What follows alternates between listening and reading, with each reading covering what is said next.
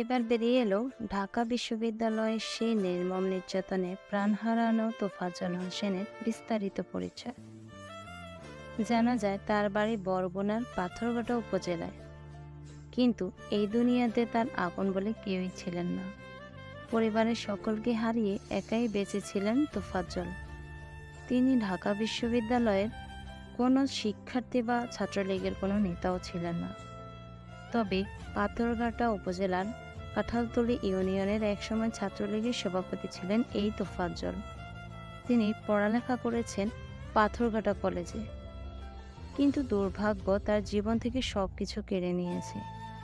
পরিবারের সবাইকে হারিয়ে মৃত্যুর আগ পর্যন্ত দুমুঠো ভাতের জন্য পথে পথে ঘুরেছেন। কিন্তু ভাগ্যের কি নির্মম পরিহাস, শেষ পর্যন্ত তাকে নির্মমভাবে মরতে হলো।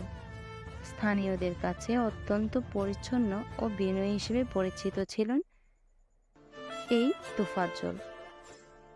কিন্তু হঠাৎ করেই তার পরিবারে নেমে আসে একের পর এক স্বজন হারানোর বেদনা। ৮ বছর আগে বাবা মারা যান।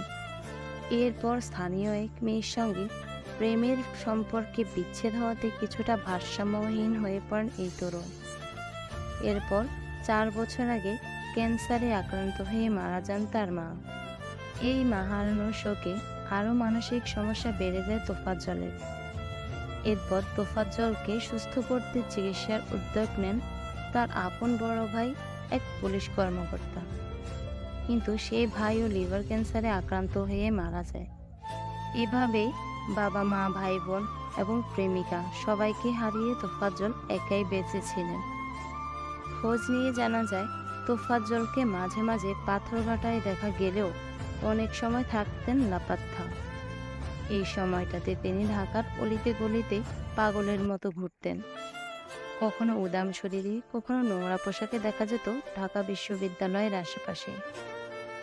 দোমুঠো ভাতের জন্য তিনি ঘুরতেন এই শহরের মানুষের দ্বারে দ্বারে, যা তাকে মৃত্যুর দুয়ার পর্যন্ত নিয়ে গিয়েছে। জালিমদের হাত থেকে রক্ষা পেল না মানসিক ভারসাম্যহীন তোফাজ্জল।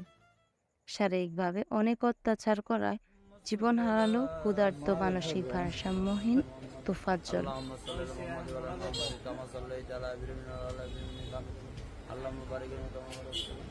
আস্তাগফিরুল্লাহ আস্তাগফিরুল্লাহ। আল্লাহ তুমি আমার এই আস্তাগফিরুল্লাহ 1000 কোটি বছর বাঁচার তৌফিক দান করো।